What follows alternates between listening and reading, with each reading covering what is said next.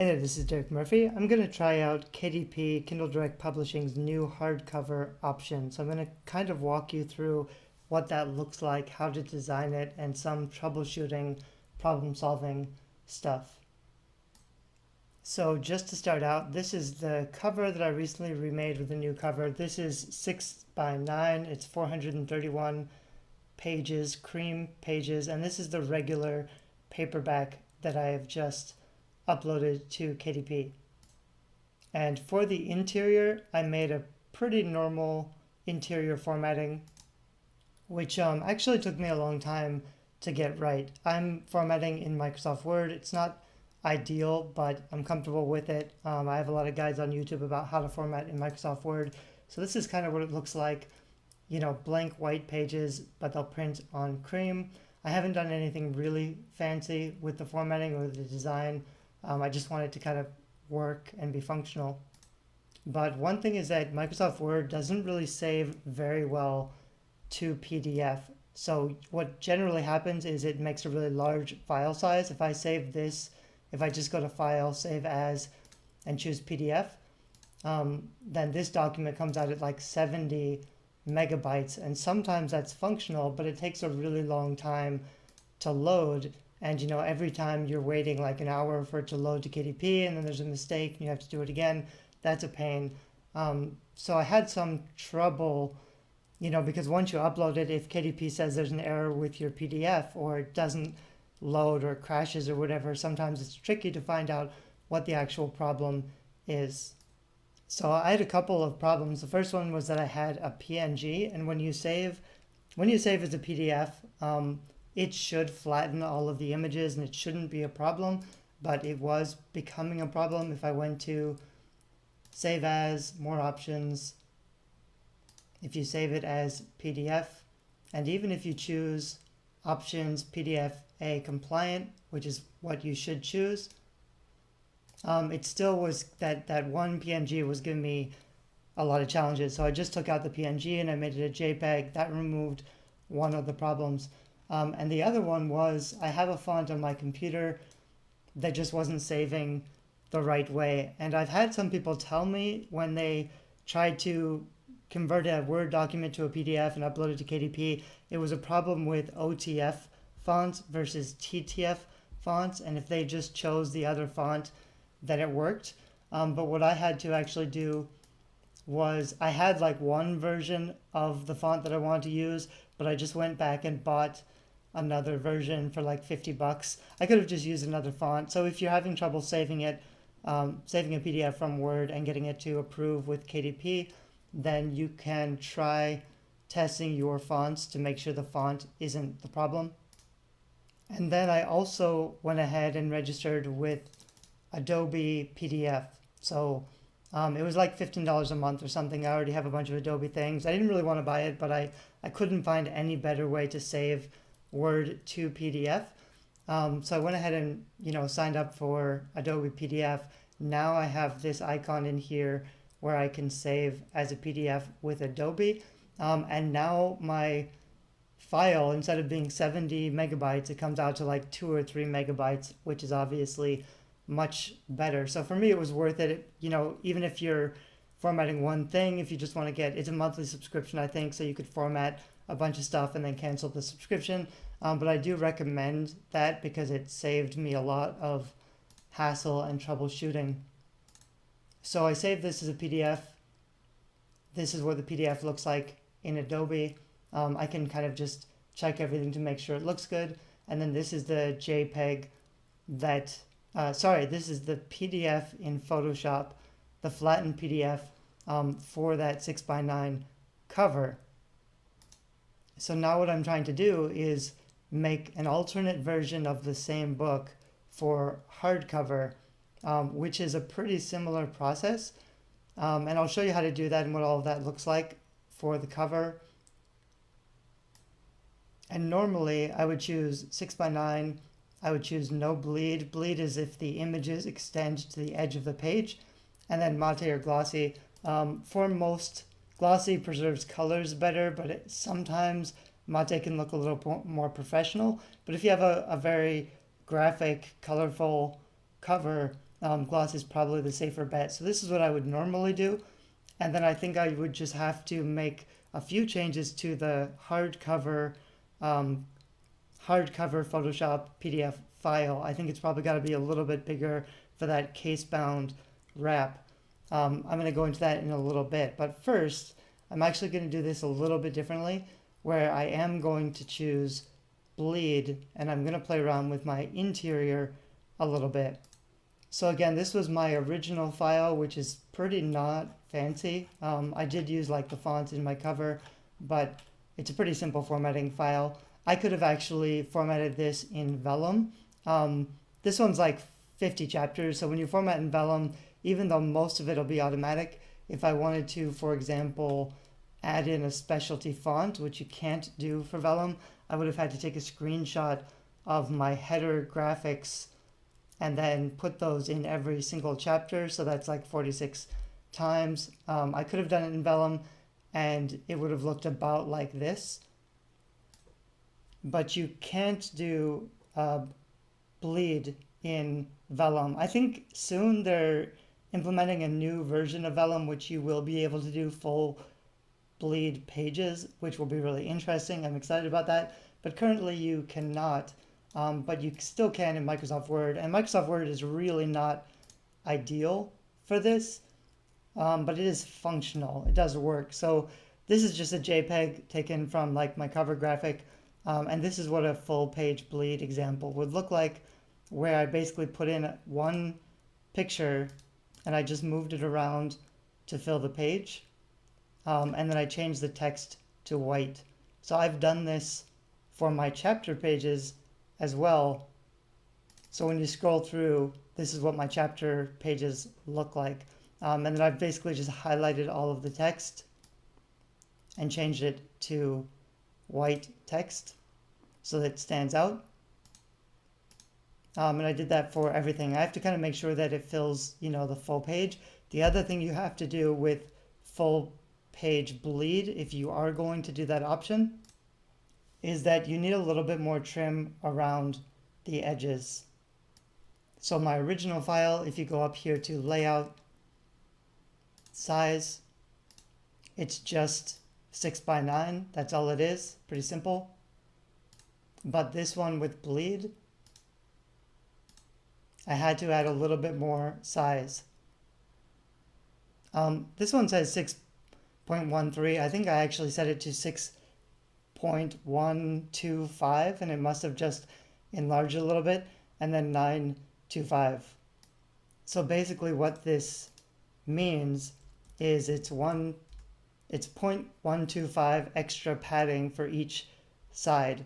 So because your book, one page will be inside the gutter, which is like the spine of your book, there's only actually one side that you need to add the extra trim to. That's why you have 0.125 for the width, but you have 0.25 extra for the height because there's a top and a bottom that needs extra trim. Anyway, but I think like even though I added this 0.125, I think what it's doing in Microsoft Word, if I hit OK, is just rounding up, which is going to work fine anyway. This would be a much easier process if you knew how to use Adobe InDesign, and it would be a lot more precise because I could set one template page and then just select all of my chapter pages to hit that same template. In Microsoft Word, I have to copy and paste this background image. I also have to, make sure the wrap text for the image is behind the text and then move it around so it fills the image. It's not something I would necessarily recommend doing. I am curious because when you print a book, your chapter pages won't always print on the right side. Sometimes they will be on the left side. And I'm curious, if this is a full black page with white text and there's a white page with black text behind it, is there going to be a bleed through? Is that going to be legible? I don't really know. That's going to depend on the printing quality of Amazon. So it could look really good. It might not. I'm going to try it out anyway. But I have set this up for bleed. Luckily, this shouldn't change the the book cover at all. So if this was a normal paperback, even though I was going to, make the size a little bit bigger so that I could have bleed, I'll go back into Amazon. So I would select 6x9. I would select bleed only, black and white interior. If this was a paperback, I would use the exact same paperback cover. I don't have to add extra trim to the paperback cover because your paperback cover already has some trim built in. If you download a template for your cover, which you should, you can download it from KDP, which I think rounds to like the nearest 5th page, but I actually prefer book.com, BOOK, and they give me a template like this. So you can import this into Photoshop, and then I usually bring a copy on top of the art, and I'll change the opacity just to make sure everything lines up. So what you can see here is there's basically already this 0.125 extra padding all the way around the outside, and also a little bit on the inside. They get really picky about, you can't have your text go into this padding at all, or they'll reject your manuscript. So that would be a paperback cover with full bleed, but I'm actually trying to make a hardcover version, so I had to do a little bit of research because they don't really give you all the details here on this page when you're trying to upload the documents. So I basically just searched KDP hardcover. This is a page that tells me about the bleed, and it basically just tells me, if I have a 6x9 book, I need 6.125 by 0.925. That's what I did. That's fine. And then it also has some instructions about hardcover. So how do I format my hardcover file? It gives me this cover calculator and template generator. So if I click on that, I get to this page. So here is where I would select hardcover.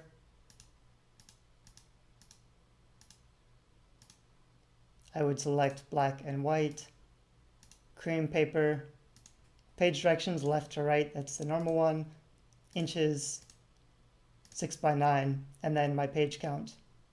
Your page count, you want to look at your PDF document and really make sure you've got that right. So either in Microsoft Word or in Adobe or whatever, if I look up here, it should tell me my page number is 435.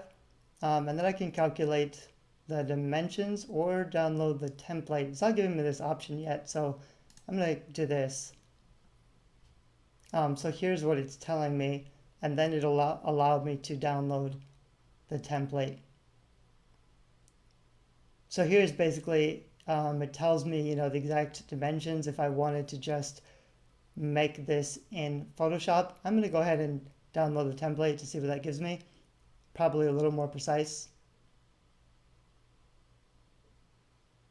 That gives me a zip file which I can open.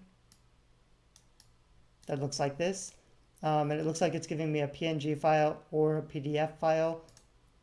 I'm just going to take the PNG, I think. It should be the exact same size, so I'm going to drag and drop this out of the zip file. And then I'm going to drag and drop that into Photoshop. So I need to drag this not into the art I already have, because then it'll kind of constrain it. I need to put it up here into a new document. And it looks like that. So basically, it looks like it's got a lot more padding around the outside than my, original did. So what I'm going to try to do now, I'm not sure if this will work, is flatten what I have set up for my paperback and see if I can put that into the hardcover. My guess is no, because it needs a lot of extra padding. So I'm probably going to have to move around the text elements and only use the art. But let me start here just to see what the comparison looks like. Yeah, so it actually made it a lot smaller. I'm going to see if I can drag and drop this. It's pretty close. Not exactly the same, but pretty close. It just has some extra trim on the side, which probably means that the the spine needs to be wider, and that's why it's pushing this off the edges.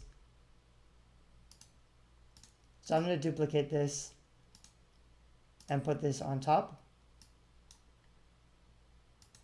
and change the opacity. So now I can kind of see this actually doesn't look that terrible. Like it's almost sort of in the right place, but you know, the typography, the text doesn't quite fit in the back. This all needs to be moved over and made a little smaller. I need to put my logo up. Basically all the text needs to be made smaller to fit into the boundaries that the hardcover is giving me. So I'm going to go back to my original paperback again. I'm not going to flatten. And this time what I'm basically going to do is flatten all of the background artwork and move that over first. And then I'll move over all the text and all the other elements, and then I can position them around where I need them. So I basically finished moving everything over. You kind of just want to make sure that if you have any hard lines, you can make a full case wrap where you blur out all the artwork, or you have more of a horizontal artwork. But generally I'll find like I can reuse some of the background, but I probably have to, you know, even if I just cut a section from the back to use as a spine. But you want to make sure your lines line up to the template, and also that you don't have any text, you know, that goes over the edge. For example, like here it's getting pretty close, but I'm within. You also want to see that, you know, your text is basically centered. It's a little, I mean, you kind of have to just check it with your eyes and make sure it kind of looks fine.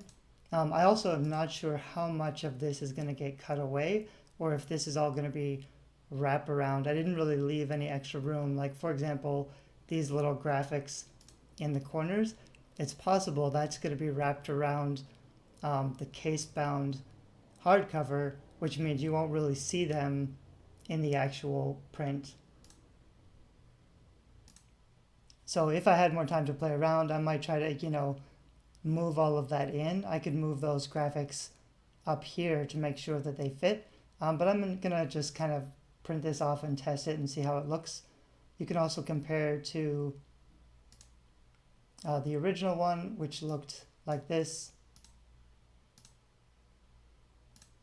So this was the original template with, you know, very thin margins for the paperback. And this is the version for the hardcover laminate. This is a little different from if you were making a hardcover with flaps for like Ingram Spark, you would have a lot more extra space on the sides that would wrap around, which you probably could add some extra text or elements. With KDP also, you could just leave this spot blank. This is where they will put a barcode if you have not put a barcode. If I wanted a barcode with a price embedded, like if I was going to sell in bookstores, that can be more important.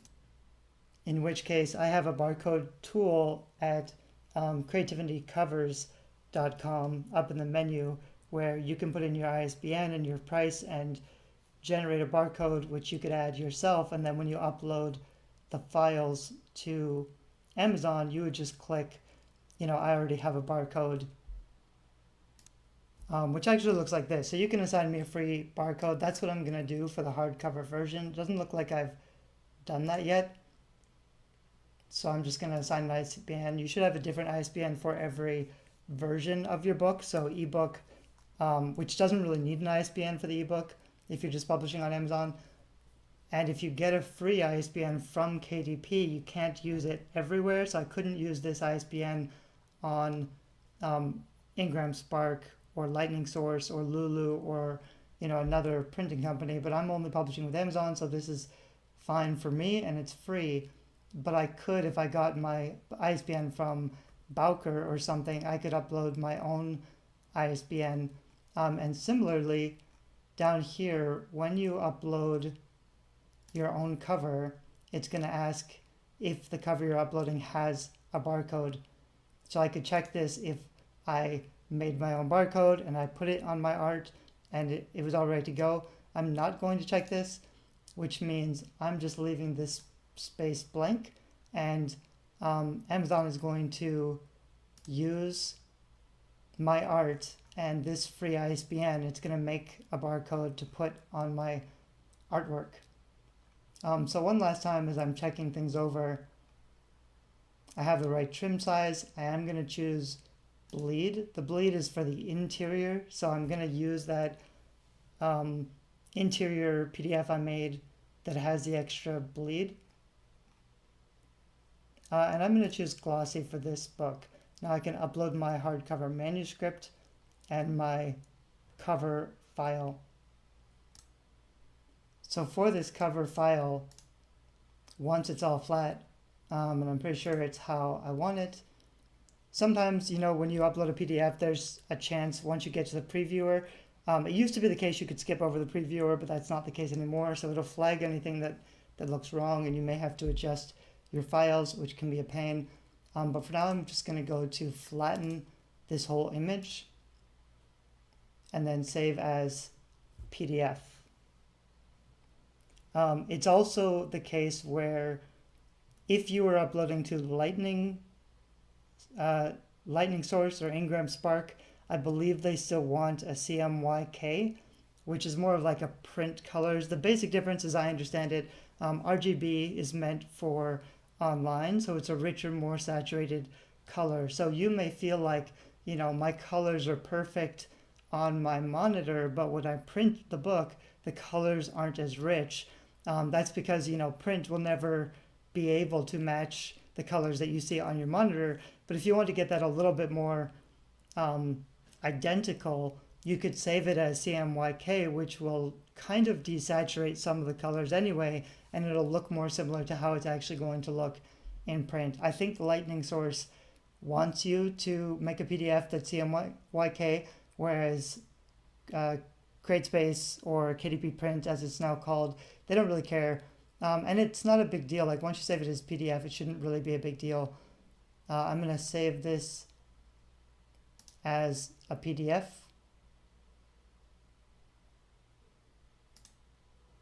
And then I could, here, RGB versus CMYK, so I could flip that. I'm not going to. I don't think it makes a big difference. It's just that you have to be aware that when you print the book out, especially your darks, like this is a very dark color, so my blacks and my darks are never going to look as good in print as they do, on my monitor. That's just something you have to be aware of rather than trying to make it look perfect. So I'm going to save this. It's already got case laminate. This is just, the default template that came from Amazon.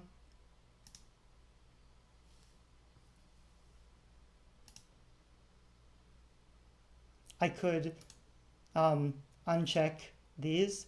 I could also choose, PDFX. That's more of like a universal safe version. I'm just going to go with high quality print.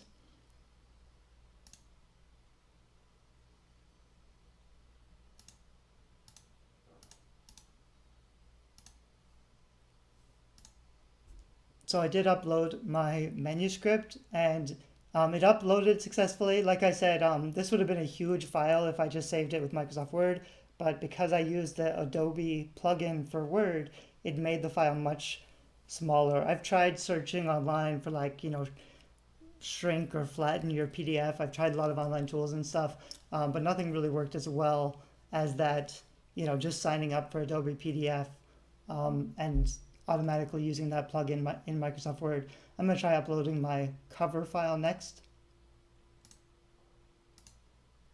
This one was about 11 megabytes, and it actually uploaded pretty well also. It only took, 20 seconds or something.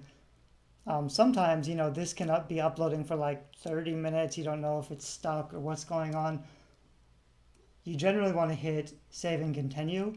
Even though it's not going to really let me continue, it's going to recommend that I launch the previewer first. So we found an issue on an earlier page. Go back. Basically, this is just saying that I have to launch the previewer before I continue. And also because this is still processing, this processing bit that might be there for a long time. So I might want to wait a while before I hit Launch Previewer. I'm just going to hit Launch Previewer, and what generally happens is it'll take potentially a very long time, depending on how long this processing takes. So I'll hit the Launch Previewer, and then I'll probably pause it because I guess this will take 5 or 10 minutes. I'll let you know how long it actually took. So this actually didn't take very long at all, but the reason is because it found an error with my cover size. It said the expected cover size is this, the actual cover size is this. It's nice that they tell you exactly what went wrong. So this is basically the height is okay, but the width was wrong. Sometimes, like my first guess is this would mean if there's a difference between cream versus white pages, because cream is a little bit thicker, because I'm pretty sure I did use their template. So that's the first thing I'm going to check if I exit, is to make sure that I've selected cream pages. Aha, so that's the problem. I chose white paper instead of cream paper, but the template I downloaded was for cream paper. So let me try that again and see if that was the problem. So this time the previewer took just a couple of minutes, and this time it didn't see any errors, which is great. I still want to flip through and make sure things look okay. So this is what the cover will look like, and this is the interior. So if there was any like text outside of the margins, it would show up as an error. And sometimes like it's just a couple of pages where something is wonky. But this is where the full print with bleed interior, that's what it will look like. Again, I don't know that this is going to look great when it actually comes out in print. But, and even this, I'm surprised they didn't flag this, because this is like right on the line up here. So sometimes like even if you think you have enough margin for the interior, depending on the KDP previewer, they may say, they want a little bit more space. Sometimes you can't really figure that out until you upload it. But since it's not giving me an error warning, actually there's a lot more space up here. It doesn't mean that this is going to get cut off. So I think this is going to print fine. But if you want to be extra careful, you could redo it and just move your margin down a little bit more. But I actually think this, looks pretty good. You also want to look at some things like, so here's an issue where my page numbers are on the wrong side. I should have moved my page numbers over here to be on the outside of the page. Sometimes it's easier, like if you set your headers and footers to center, then you're not going to have this issue. But if you've sent them to left or right aligned, then they should obviously be on the inside, on the outside of both pages. So this is an actual mistake, even though it's not an error. It's a mistake that I need to fix. So I'm not going to approve this one. I'm going to exit the print previewer. This happens, for example, like if I had made changes to my headers and footers, and then I had like changed the font and then right-clicked it to, what I would do is like if I change the font, I would right-click it up to here and go to Update Heading 1 to match selection. That's probably what I did, and that's why it reset all these page numbers. It's an easy fix because these are all linked. So I only have to fix one, and then they should all be fixed throughout the whole manuscript. But I'll real quick just go through and spot check it a little bit. It's also tricky to see sometimes, like in Microsoft Word, because this is the way it's showing me these two pages. That's why I like to have a little bit of the gutter set, because I can see, I think my gutter is like 0.3. So if I go to margins, my gutter is 0.3. So I can see that this side is bigger, so this side should be inside where the spine is going to be, which means this is the outside.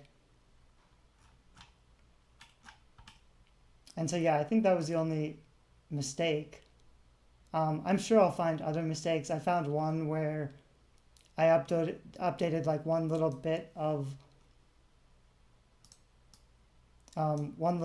a special code I was using for notes, and it went to justified, so everything looked really wonky, and I had to just left align that one paragraph. I might center this. If you center things, you don't want to have an indentation. And now there's this one hanging word, which I don't love. So, little nitpicky things. In an ebook, this isn't going to matter at all because you can't control your ebook text. But in print, how you see it is how it's going to look. So, you might as well play around a little bit and make sure you get it the way you want it.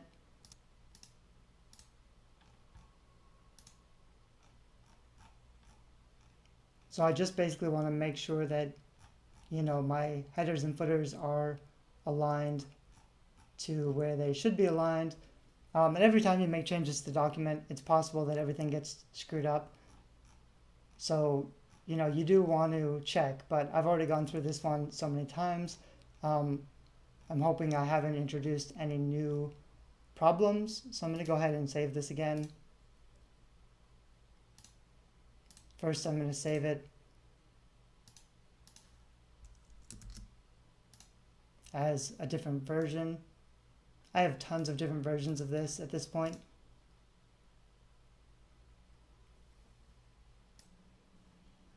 So I've uploaded a new version of my interior manuscript. Cover still looks fine.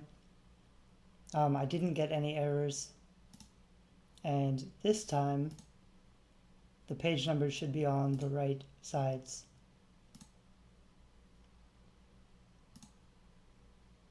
So here I have down here and down here on the external margins. So that all looks good. Generally, I'd want to flip through the entire book, but this is a long book. Mostly it looks good. I'm actually going to go ahead and hit this approve button. And that'll take me to the next steps, which will be pricing, and then I can make the book live. So if this all looks good, which it does, now I can save and continue and go to the next page.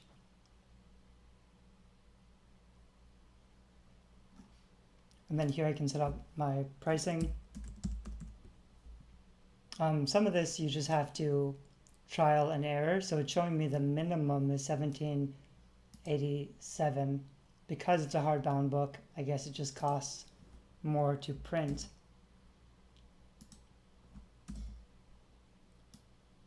So I'm going to go to, $19.99. It'll also show you the royalty rate.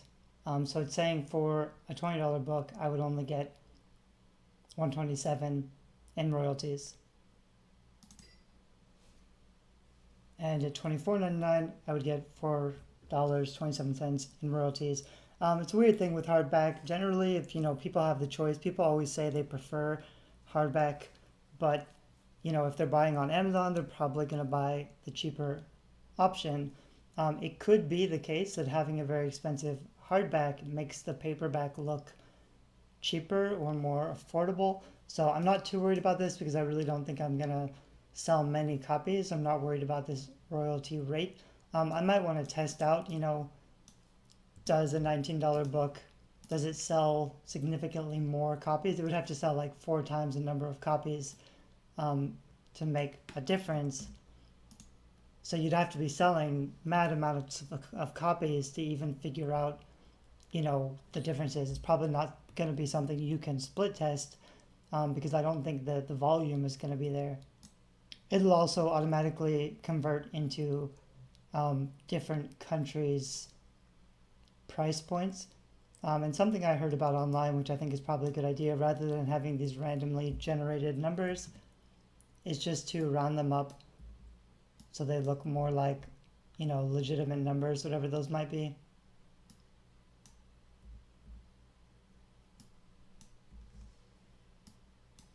It just looks a little bit cleaner, not a big deal.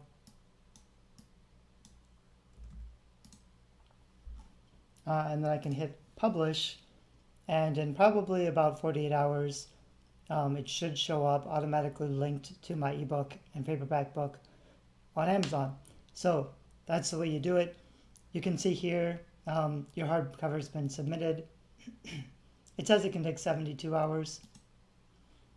This is where if you were in your library, you would have Kindle ebook, paperback, or the beta hardcover. So this is still kind of a new option, but I hope that this video, helps you to understand the process. If you don't have Photoshop, you could download the template that you needed with this cover calculator,